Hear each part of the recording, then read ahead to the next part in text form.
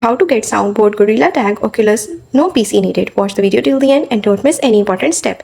In step number 1, first you need to download SideQuest. This app lets you sideload content on your Oculus Quest. Head over to the SideQuest website, download the app for your device and install it. Make sure your Oculus is connected to your computer via USB. In step number 2, enable developer mode on your Oculus. Open the Oculus app on your smartphone, go to settings, select your headset, then tap on more settings, find developer mode and toggle it on.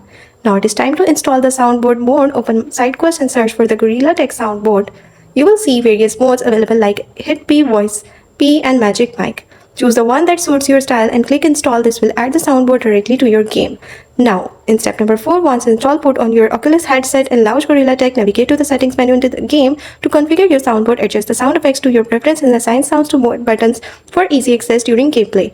In final step, jump onto the game and start using your soundboard. Experiment with different sounds and effects. Remember, this is all about enhancing the fun. Be creative but respectful to other players. To wrap up, getting a soundboard on Gorilla Tech without a PC is simple.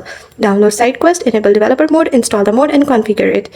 If you found this helpful, don't forget to like and subscribe for more tech tips.